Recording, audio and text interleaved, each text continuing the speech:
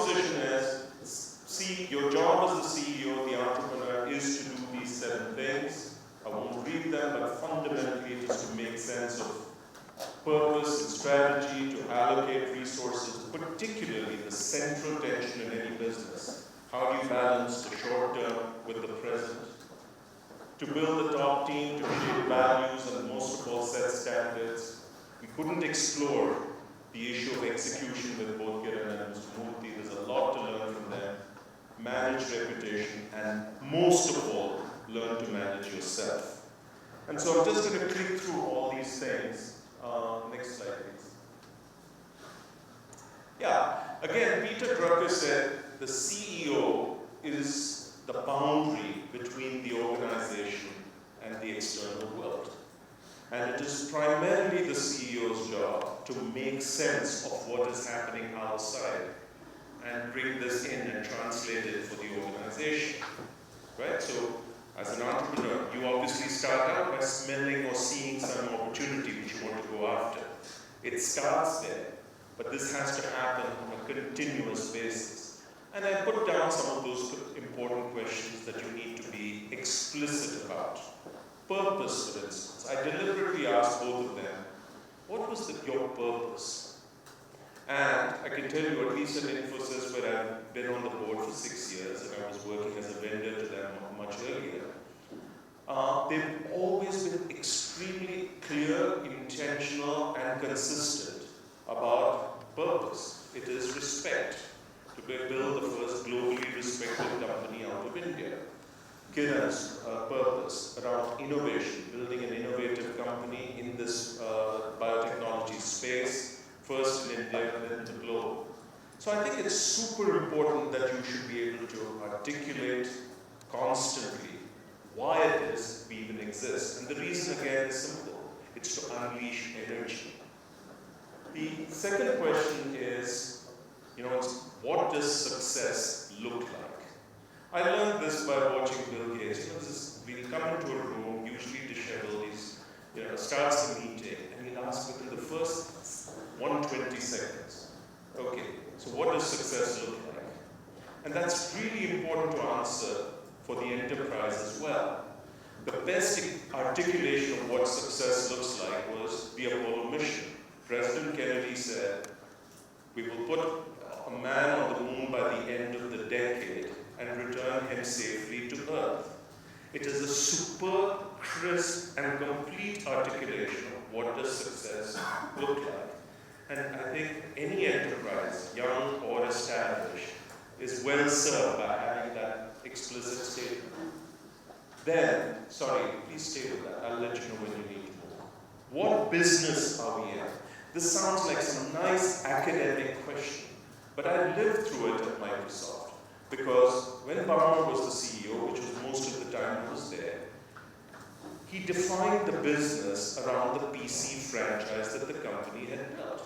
So he'd say, what do you mean? It's about Windows. That's the business we're in. The sun rises and sets with Windows, and everything else is about securing and monetizing the Windows franchise. The problem is the world moved on, okay? And so Satya has had to come in and redefine what business is Microsoft in. And he says, our business is to write the world's most important productivity software.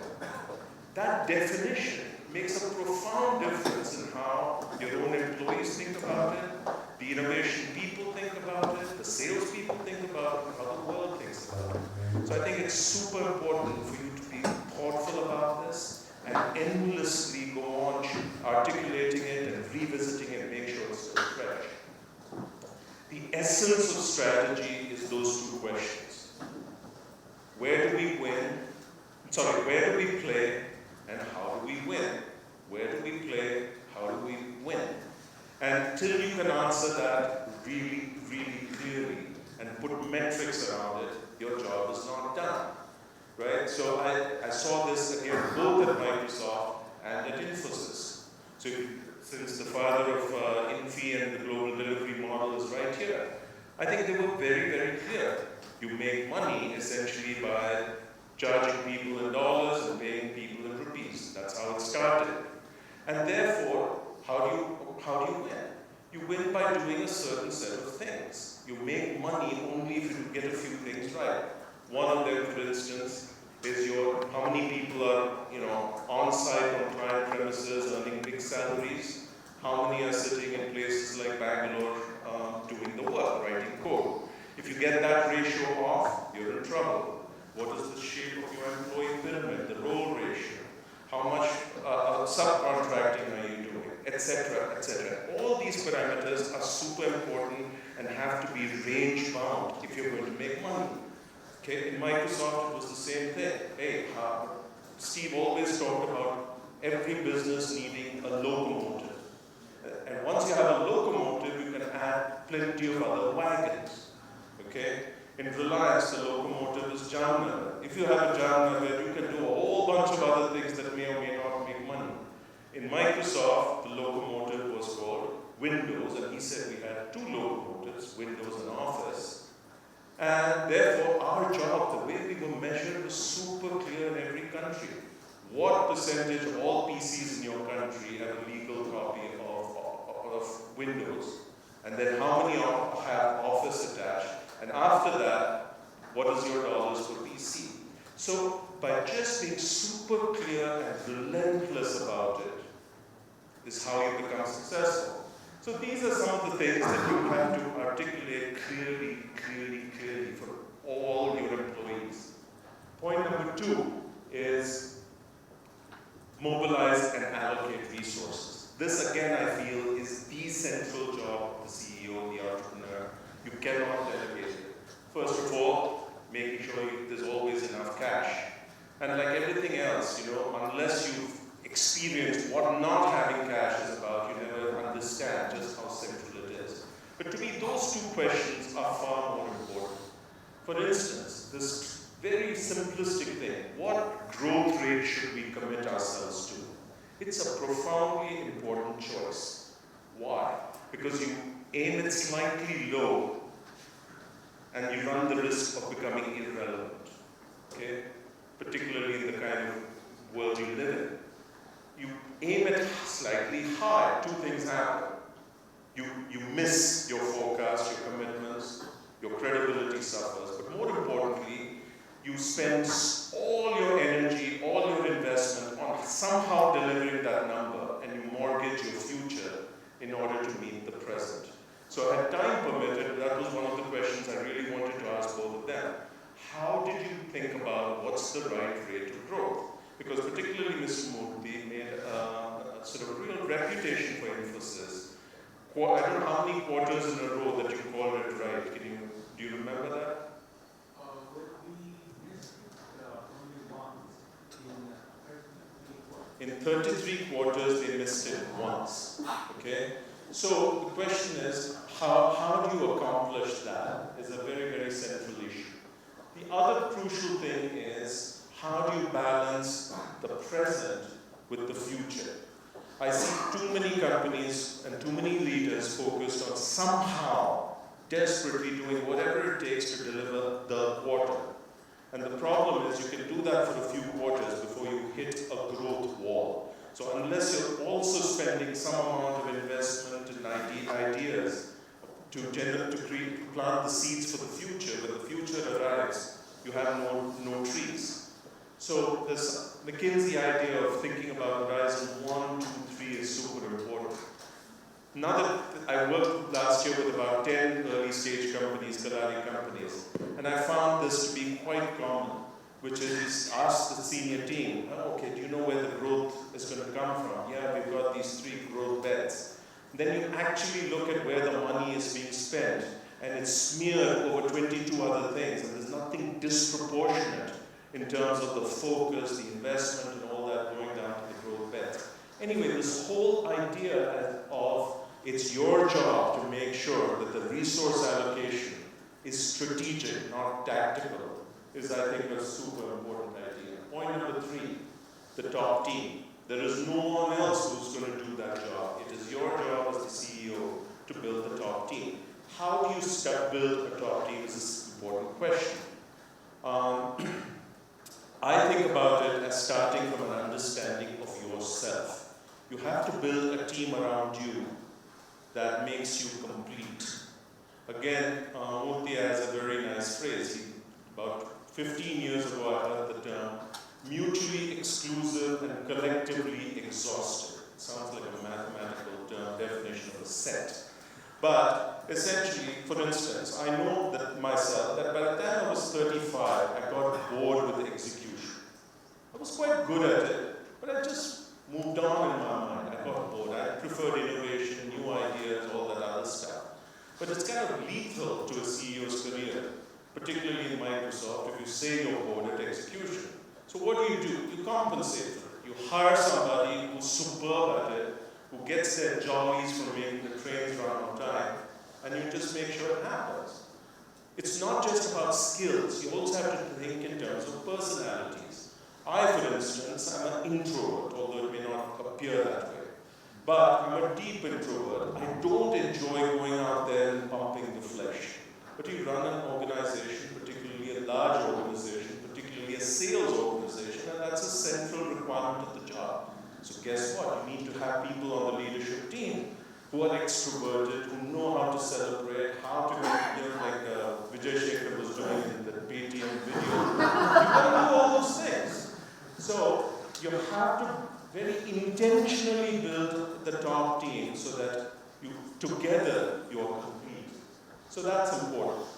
Now, one of the things that's slightly differentiated about me is that I have, like a rolling stone, gone on from to many different industries. I started out as a diesel engineer, spent 16 years at Cummins, then I went to Microsoft, then I've been doing venture investing, now I'm helping turn around a public sector bank, all things. And people say, how do you do this? Okay, you don't know any domain, how do you actually accomplish this? It comes by doing one thing really, really well, by knowing which are the critical roles that matter to the success of this organization, and making sure that there are really good people in those few roles. It's as simple as that. Mr. Murthy talked about, well, the way he spends time is number one, sales, number two, finance, and so forth. I spend all my time obsessing over the people side of the organization and getting that more right. Okay? And so I think each of us has our own bias, so there's no recipe, but the critical thing is to make sure in the 3, 4, 5 roles that really, really matter, do you have rock stars? And to be uncompromising till you get that. The other thing is, are you a team or is it just you?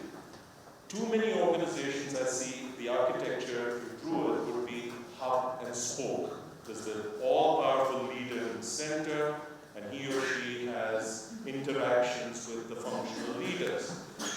You can get to a certain point that way, but eventually, if you don't have collective ownership of the priorities of success, you're not going to get there. Okay? So you really have to focus on what a team looks like. Then again, when I was in Microsoft, we used to fight like mad at the top team. And I used to get terribly perturbed by it. And then, in fact, if you remember, I came and asked you, how do you have such harmony at Infosys? He said, that's what the world thinks. We fight like mad. You should see how Mohan and Nandan and I, and so on and so forth. And he said, there are some rules you have to put in place, and after that, let the fight begin. And what are those rules? Number one, I never forgot that. Number one is, you can disagree as long as you're not disagreeable. Okay, that means you don't get personal. Number two, always the number one priority has to be to put the company's interests first, your function or department interest second, and your own interest last. If you have these two rules, let them fight, that's fine. In fact, disagreement of this sort, constructive disagreement, is essential if you want a high-performing team.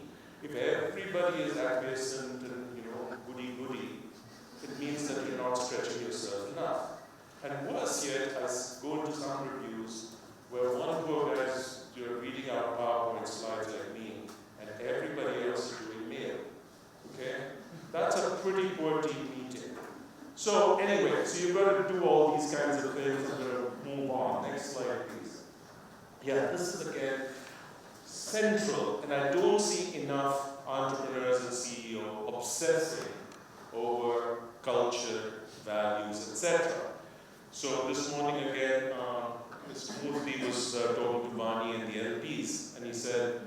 Peter Drucker made a statement. Apparently, he never actually made that statement. It is attributed to him.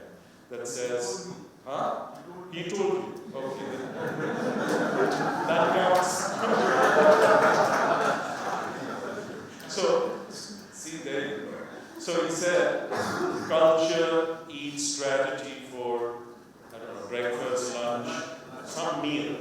Okay, i.e., you're going to go no further than your culture will permit you. If you ask me, what is our principal challenge at the Bank of Baroda? It is not resources. It is not non-performing loans. It is not the government of India's interference. It is fundamentally the culture of the bank. It is a low trust culture. Okay, for instance, that's one attribute, and they would agree with it. And therefore, it's very hard to make decisions. Banking is inherently a business where you take risks, but people are afraid of taking risks. Okay? So, if you can't fix that, there is no way you're going to compete, let alone with HDFC, the new age fintech companies, and so forth. So you can have all the strategy books in the world, but your culture is going to hold you back. The question becomes one of, how do you shape culture? Does it just emerge? Or can you actually be pretty intentional about it? And I believe the latter. Because if you just let it emerge, it's like a garden. You'll have flowers, but you'll also have a lot of weeds that you don't like. And so like a good gardener, you have to weed, prune, etc. to shape the real values. I'll tell you, this makes a huge difference. I spent 16 years at Cummins before I joined Microsoft. It was a really good company. But it was a very nice company. It wasn't necessarily a high-performing company, okay? And I went into Microsoft and suddenly like sizzling. Now, they had actually articulated certain core values and lived by it. One of them is be self-critical. There's 6 values, I'll never forget them to my dying day. One of the core values is be self-critical.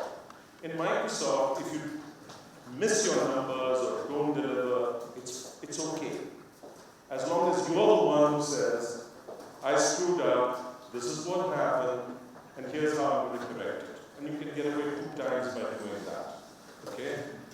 The real humiliation and shame comes in if somebody else had to point out what you didn't do.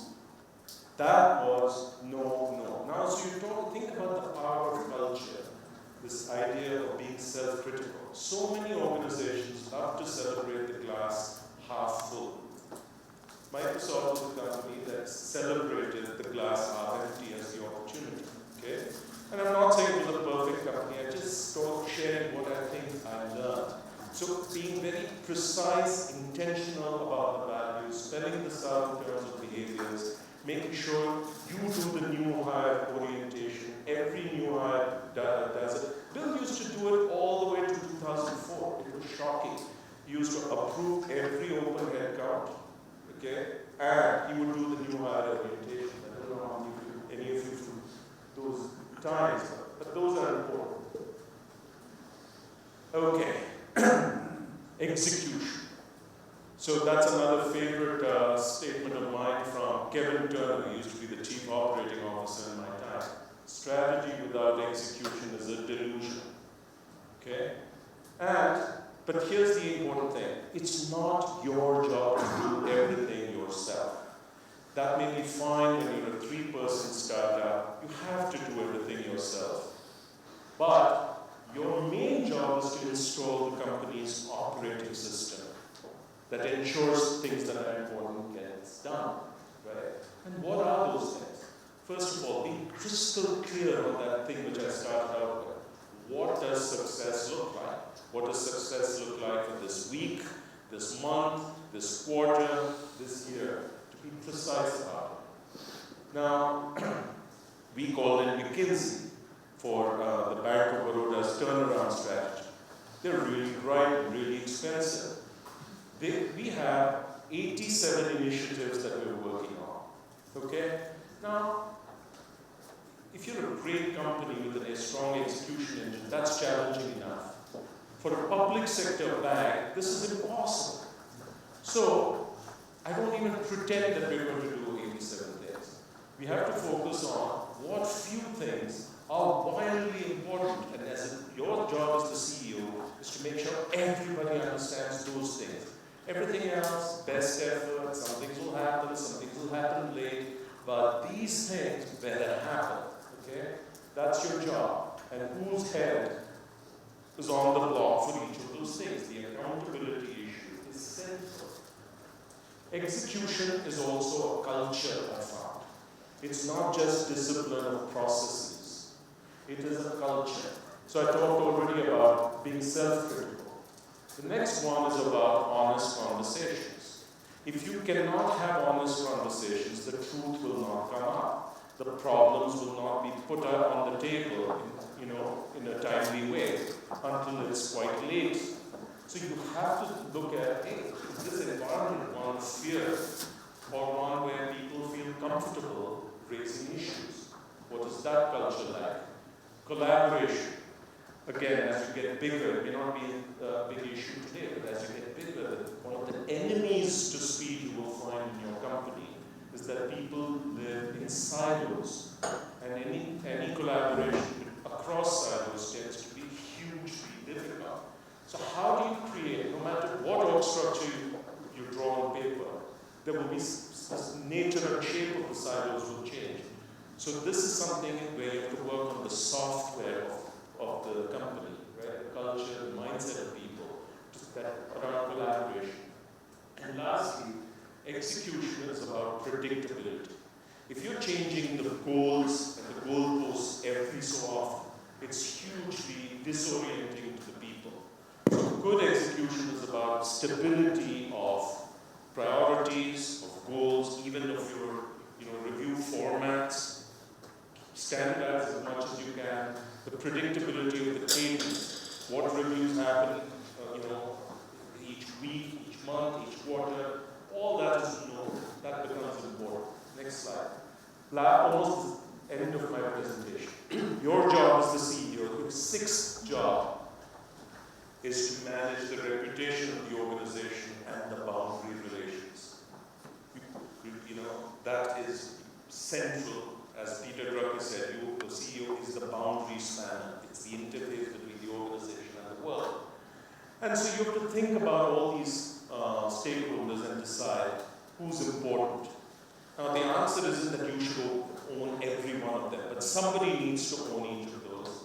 And you need to be intentional about it, saying, what do I want out of this relationship?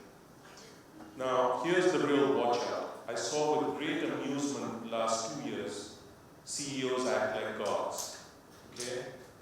And I used to wonder whether these guys have cloned themselves, because you go to one industry meeting, they're there, you come to Bangalore, go to an event, they're there, meanwhile there are 3 media interviews they've given. And there's this incredibly powerful study you can look at, where this Harvard Business School professor says, CEO time spent internally is twice as productive as CEO's time spent externally.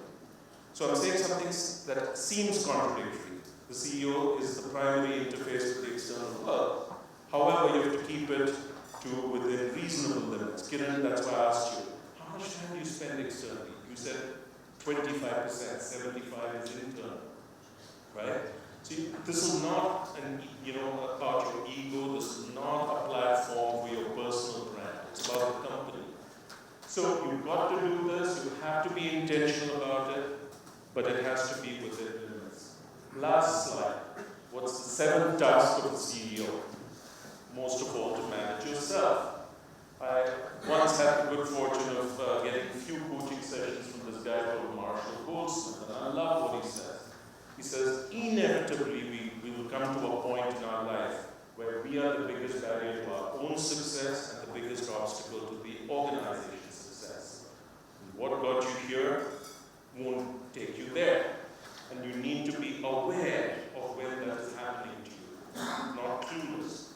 Right? So I say the central issue for all of us as leaders of organizations is self-awareness. And what is self-awareness? Self-awareness is knowing your strengths and how to really make your strengths matter. Even more important, knowing your weaknesses and how you're going to compensate for it. And mostly that's surrounding yourself with people who are good at what you're not and enabling them to be strong. The critical issue, I think, for self-awareness is having at least one person who's got the courage to keep you honest. Okay? At least one person. Because if in your company, truth cannot speak to power, it's the beginning of the end. It is the beginning of the end. Certainly it's the beginning of the end for you. The company may go on. Okay? So you've got to figure out who is it that in the company and in life who's going to keep you honest. And then the last thing I wanted to talk about is renewal on 5 dimensions. If you're really going to build an institution, it's going to take time. This is not about quickly building a product company and flipping it and being rich and doing it again. It's really, as Kiran said, it's taking 10 years, 2, 3 decades in order to build something sort of worth looking at, an institution. And so you better have stamina. Even if you're, it's largely a young group, you all look in your early 30s. But this is a very long marathon. So you have to figure out how you renew yourself constantly in all these dimensions, in time, staying fit. Most of all, your emotional support network. This is incredibly tough work. It's a big, if somebody asked about dealing with setbacks, you will have moments where it's pretty tough. And if you're all alone, it gets to be quite challenging. How do you renew yourself intellectually? And then I don't talk much in a short setting, but no matter how young you are, it's not early to start on that inner journey, okay? We can explore that in a whole separate session. The faster you start, the better off your life's going to be. Last point. See, this thing about being a good CEO, it is not about being superhuman, walking on water. We're all normal human beings, filled with strengths, filled with even more flaws. I take these from my old notes from my coach. He said that only so many things you can be good at, only so much time, and only so many things you can be in control of. Right? It's not about being perfect. It's about judgment, making choices, focus on where you can contribute the most given who you are and what the company needs most right now, and leaving the rest to others, hopefully good others. So I don't want to leave you with the sense that, good CEO means you do everything. No, you're intentional and aware about these things. You understand where you play, and you make it possible for others to play around you. The last thing I wanted to leave with you before I open it up is the notion of good versus a great CEO. Vani asked Mr. Murthy in the earlier session, what are your comments on the startups ecosystem today? On one hand, it's incredibly exhilarating. It's incredibly exhilarating to see so many amazing people, including all of you, with so many ideas. On the other hand, it's a little discouraging because there are so many plain vanilla ideas, Me Too ideas, being pursued listlessly with the intention only of some financial success. Okay? And so I thought it's worth putting down what is the difference between a good CEO who's going to build a reasonably successful business versus a great CEO, because in each of you is the potential to be that rather than this. And so what is that?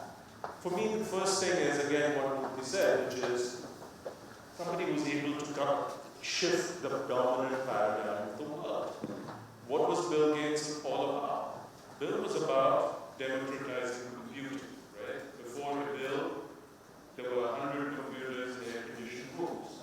His vision was put a computer in every room and every desktop.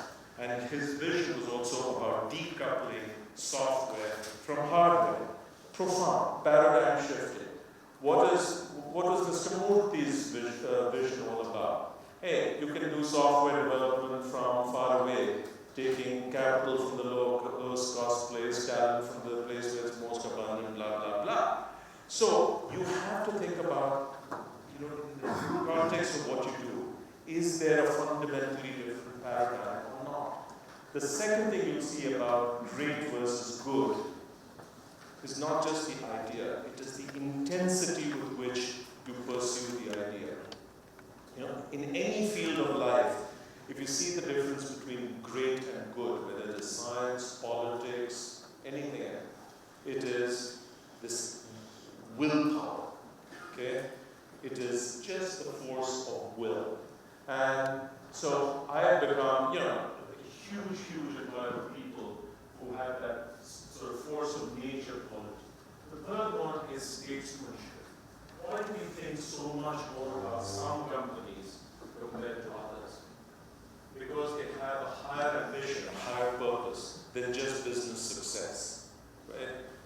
And so companies that are, thinking also about how they make a difference to the world as they go about doing what they do, I think that is far more inspiring and important. If you're going to be great, you cannot do it alone. You need to have this eye for talent.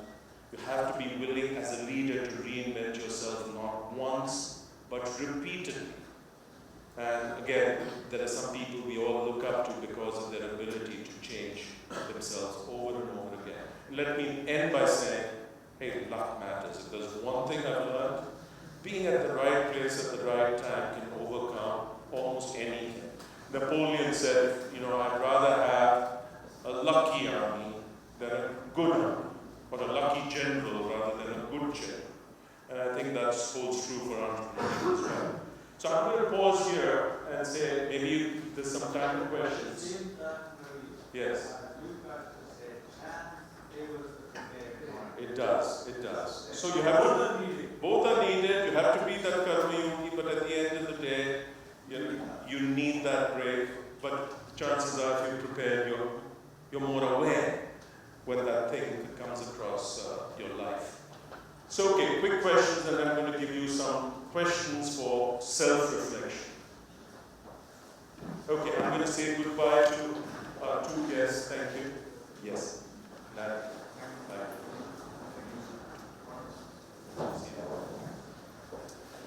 Right, any questions?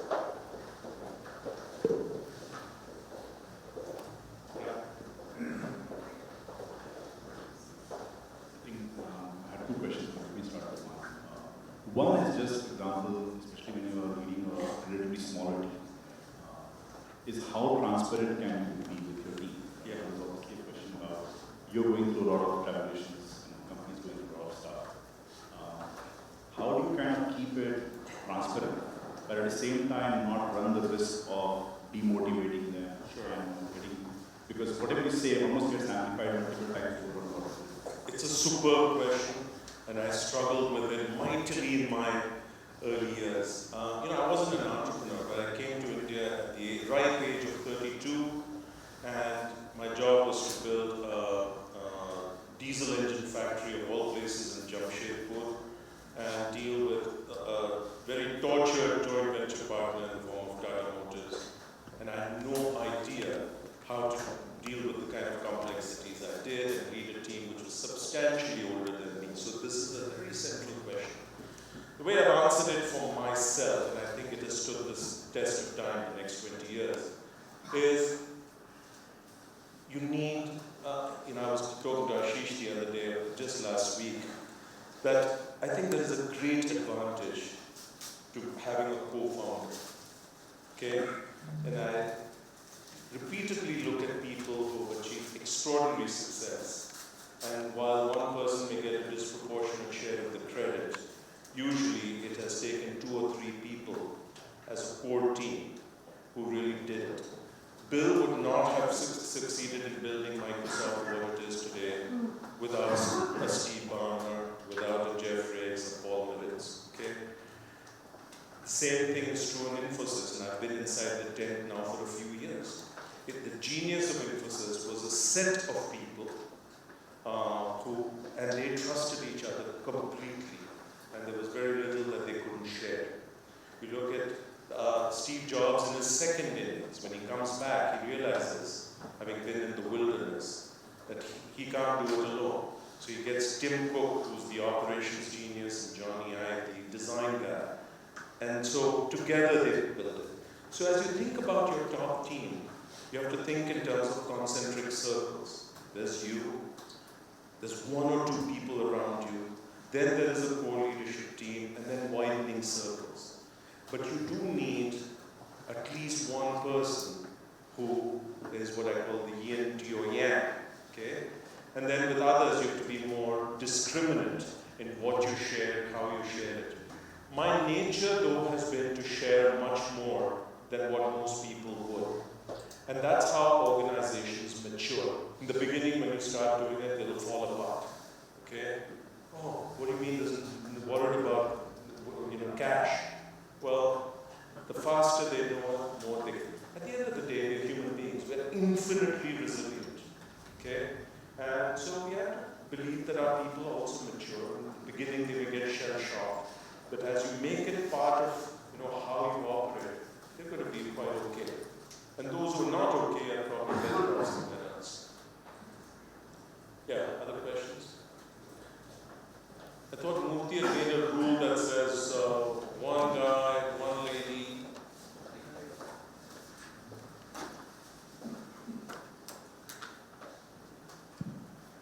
Hi, I'm Abhinav. I just wanted to ask, for early stage companies where the founders are pretty young, how do you hire domain experts who generally would be probably much older than you, and how does the founding team, which is pretty young, ensure that those elderly guys do exactly what they're supposed to do, and how do you keep those guys motivated?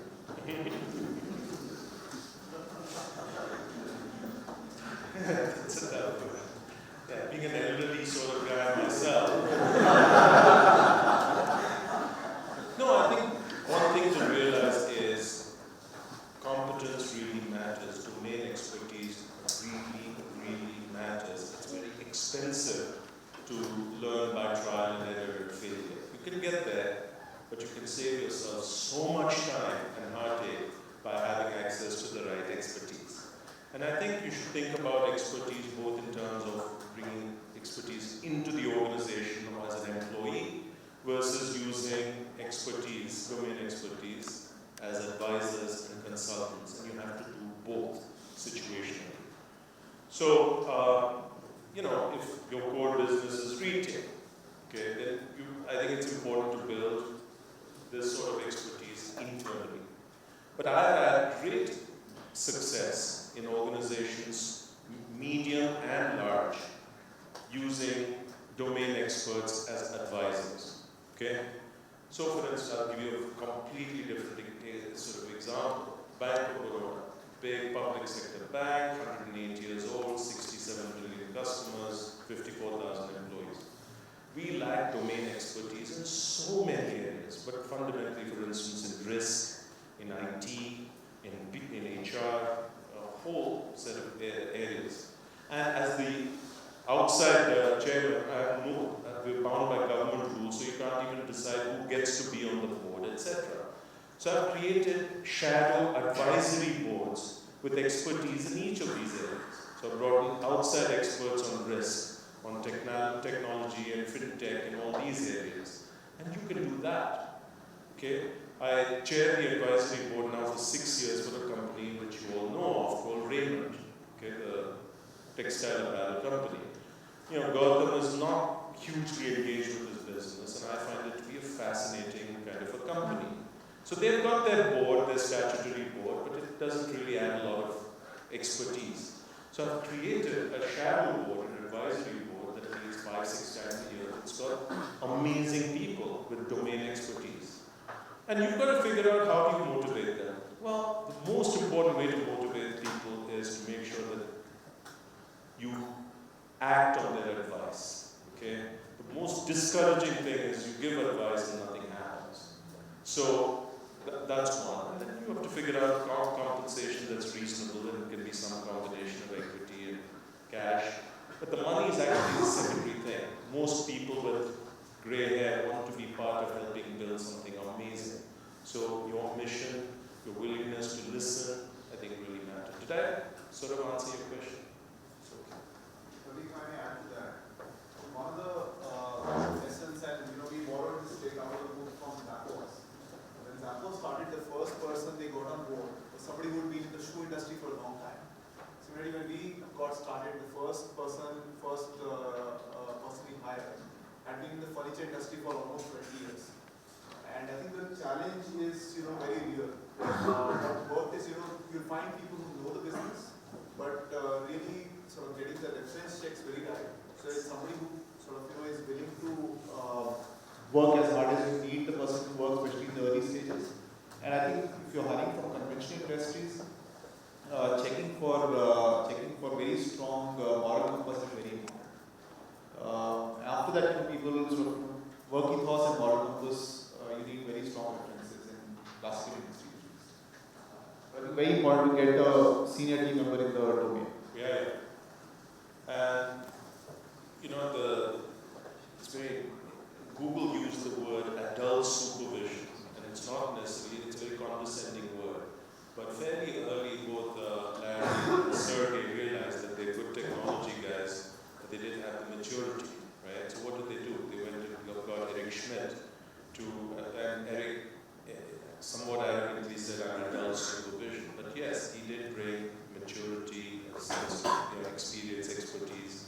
And they brought in actually a whole set of people sort of into the company. They were on the periphery, they were not employees, but whose access networks they were able to tap very, very successfully. I think this is something that young companies don't do enough of.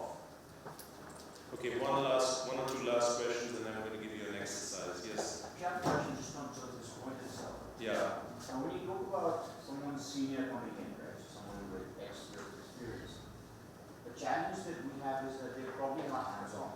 And as a young company, everyone's really doing everything, right? When you get someone who's senior and they kind of want to manage, you don't want a manager, you want to do the manager. So you want experience, but you want hands-on execution also. So how do you balance that? You have to assess before you hire, and sometimes that's easy to do, sometimes it's easy to get wrong. So, unfortunately, you may have to do a little bit of trial and error. You bring me in, I'm not hands-on enough. You figure out, is there still enough value when I stay on as an advisor, and then you go for somebody younger, or you decide to terminate the relationship and try with a different profile. But in the hiring process itself, or engaging advisor, you need to be quite conscious of this issue, that by the time people are the fag end of their professional careers, they like to manage and lead rather than do. And don't overemphasize the doing. You guys are there to do everything. What you really want is wisdom, okay, and expertise. And so sometimes we get too anal about doing, okay. But I do see your point. So try and assess that. Try and see in the interview process, getting to know process. Does this person still have beans? Okay? You take a guy like Mr. Murthy, right? He's 71 or 72 years old. And he's still full of beans. He's still pretty intense and hands-on, still into the worms level of detail. And so it's not correlated with age. I can find people who are 40 years old who kind of like, big company, middle managers. You don't want that. So it's not about age, it's about the person, the personality, and the intensity with which they still want to build something. You should check for that. Okay, should we go to the reflection exercise? Okay, I want you to do something now for about 10-12 minutes. Just work with yourself, take a sheet of paper, and I want you to get honest with yourself and say, what are my top 2 challenges really as the CEO? I don't want you to say, what are the top 2 challenges in my business? As the CEO, as the entrepreneur of my business, where is the shoe really pinching? Where am I losing sleep at night? By the way, here's an exercise that all of you should do from time to time. This is actually from Andy Grove, one of the co-founders of Intel. In his book, he talks about in the 80s, Intel was hemorrhaging money, they were about to go out of business, and they had an emergency meeting of the co-founders, and they said, what do we do?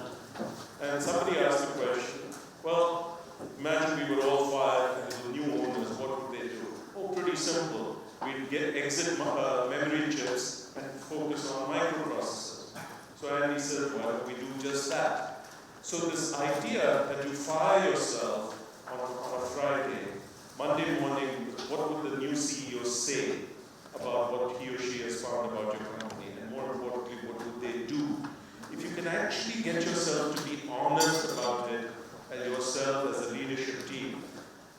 it gets to be a pretty clarifying exercise. That's number one. Number two, I've said a lot today. I said it at somewhat high speed. But go back to these two challenges and say, is there anything you've heard today from Murthy, from Kiran, from me, that might help them? And most of all, I want you to get clear about the last three things. When you go out of the room, go back to the workplace today, what's one thing you're going to stop doing? What's one thing you're going to continue doing because it's your strength? And one thing you're going to start doing. Okay? So I'm going to time this, I'm going to give you 10 minutes, and then I'm going to turn it over to a magnificent teacher and speaker.